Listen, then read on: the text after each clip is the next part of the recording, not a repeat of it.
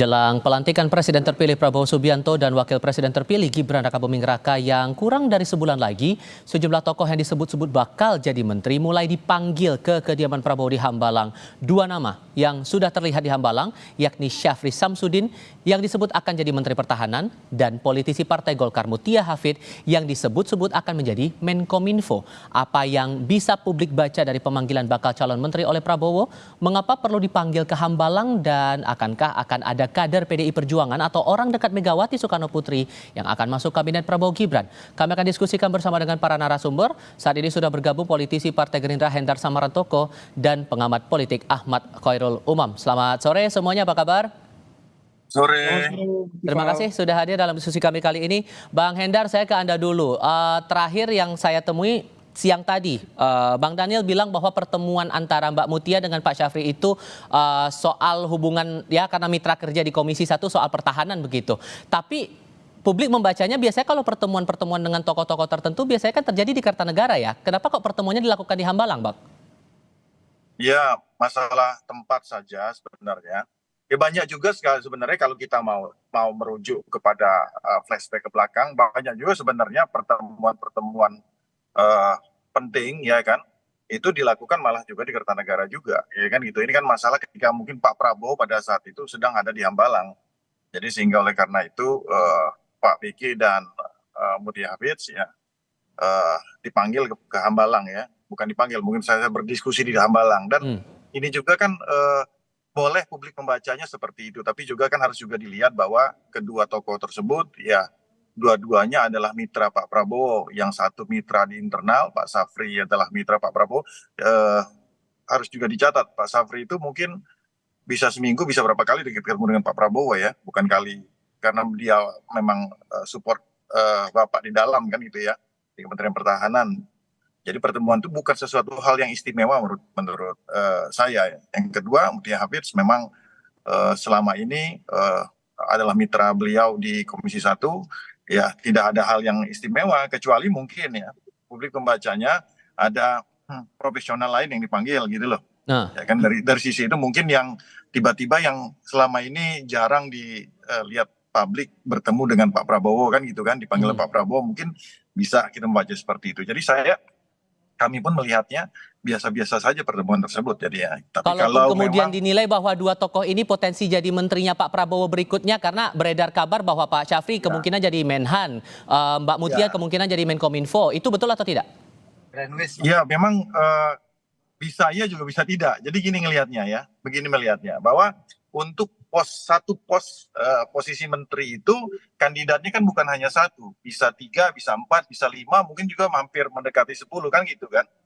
Nah jadi dari beberapa kandidat itulah yang muncul ke permukaan dan menjadi prediksi dari teman-teman media juga salah satunya. Jadi ya bisa saja seperti itu, tapi seperti yang dikatakan oleh Mas Daniel juga tadi, ya kan, kita aja nggak berani kita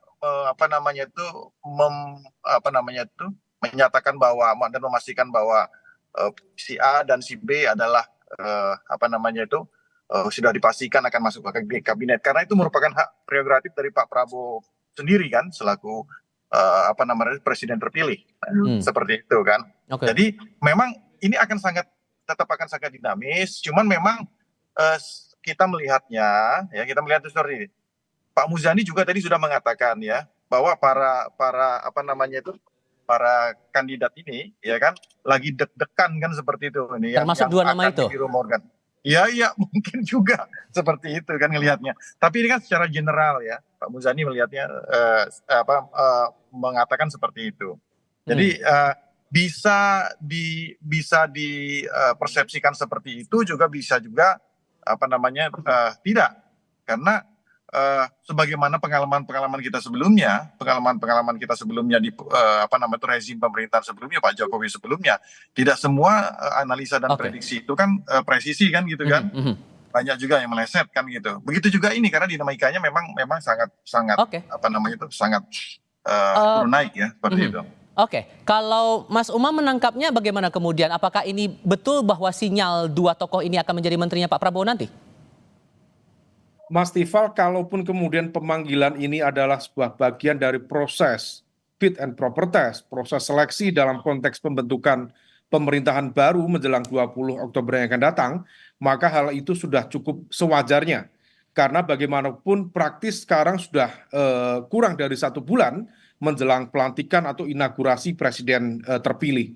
Nah, oleh karena itu, secara momentum, saya pikir ini adalah waktu yang cukup tepat bagi seorang presiden terpilih untuk menyiapkan barisan kekuatan inti yang akan menempati posisi-posisi penting di kabinet yang akan datang.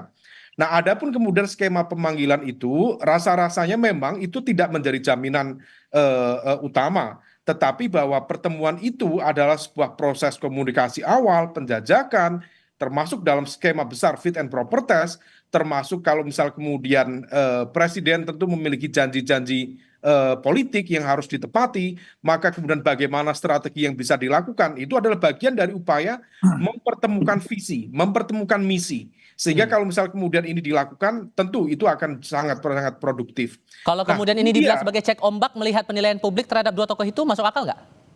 Rasa-rasanya tidak. Dalam arti begini, nama-nama yang dipanggil oleh Pak Prabowo di Hambalang adalah nama yang sudah terseleksi ketat. Dan besar kemungkinan nama-nama itu adalah nama yang lahir dari surat rekomendasi yang sebelumnya dikomunikasikan oleh Pak Prabowo sebagai presiden terpilih dengan kekuatan-kekuatan politik inti yang ada di Koalisi Indonesia Maju.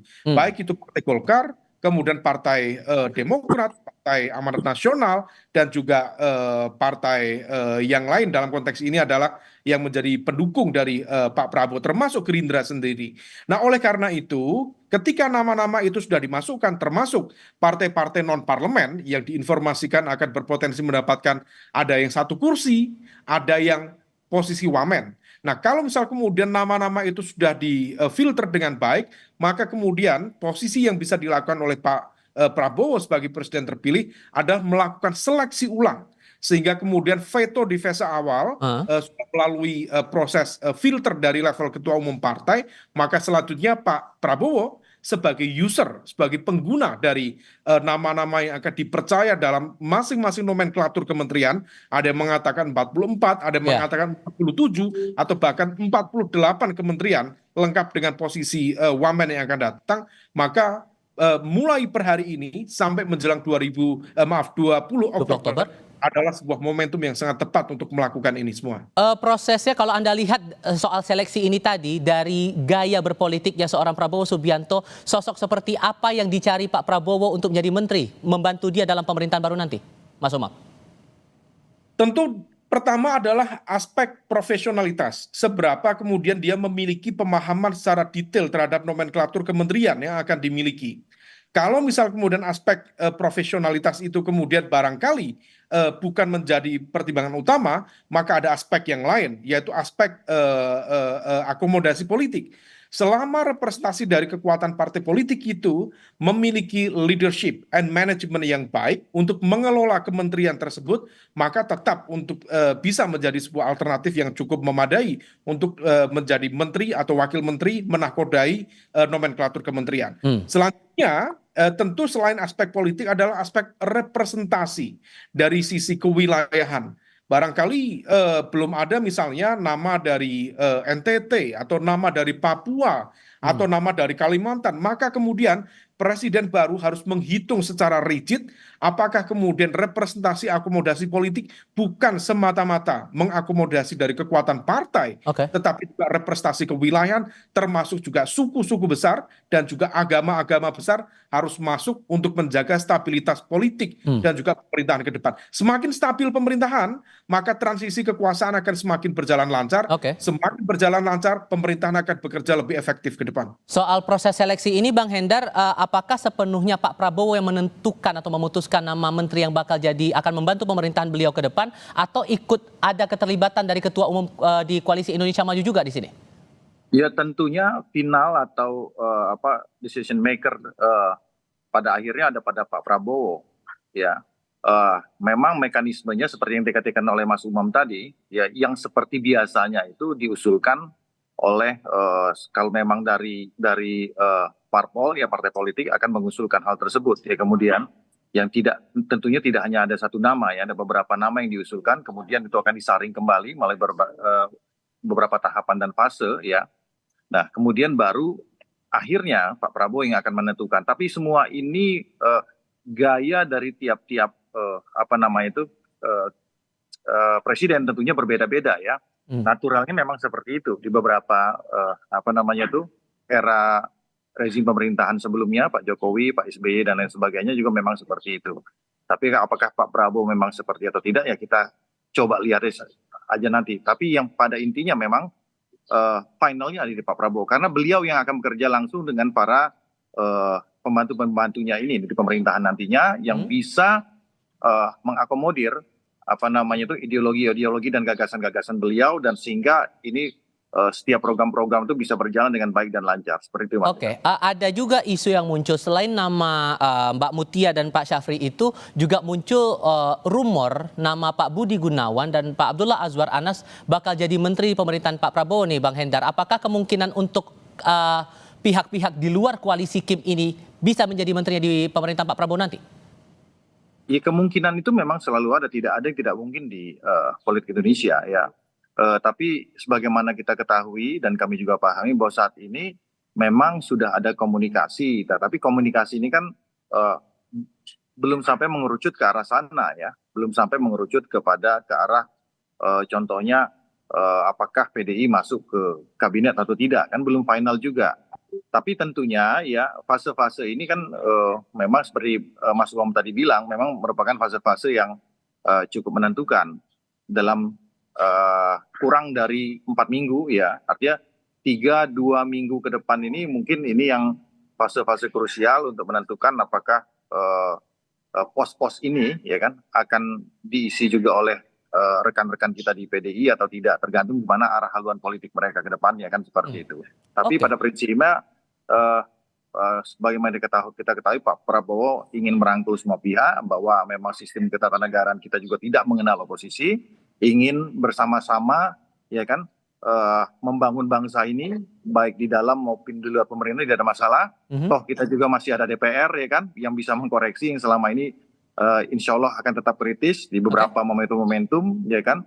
DPR kita bekerja dengan kritis tanpa melihat positioning politiknya ya.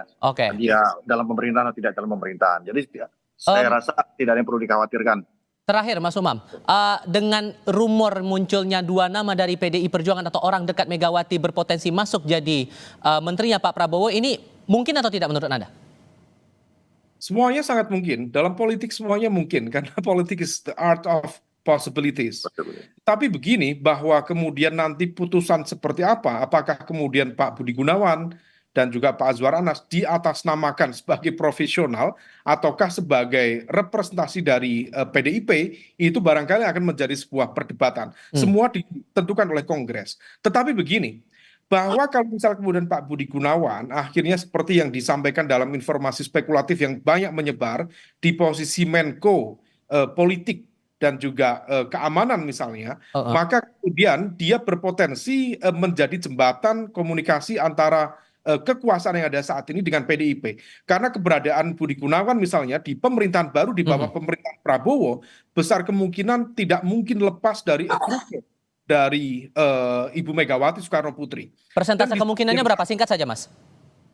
Bisa saja 60%, 70%. Tetapi juga di saat yang sama nama Abdullah Azwar Anas, mengapa kemudian dianggap krusial? Karena dalam transisi kekuasaan, semua nomenklatur kekuasaan baru, semua nomenklatur kementerian baru itu dibentuk dan ditentukan oleh Kementerian PAN, Pemberdayaan Aparatur Sipil Negara. Sehingga apa yang ada dalam bayangan Pak Prabowo, membentuk kementerian apa, 47, 48, itu semuanya yang akan membantu, selama ini yang membantu adalah Menteri PAN, Menteri Pemberdayaan Aparatur Negara. Itu yang kemudian meletakkan nama-nama itu tadi menjadi cukup krusial. Apakah kemudian politiknya akan di-approve oleh Ketua Umum, wallahu a'lam. Kita tunggu hasilnya. Momen racik-meracik ini yang menarik untuk dicermati. Bang Hendar Sam, mewakili Partai Gerindra, terima kasih. Mas Ahmad Khairul Umam juga terima kasih sudah berdiskusi bersama kami. Sehat selalu semuanya. Selamat sore.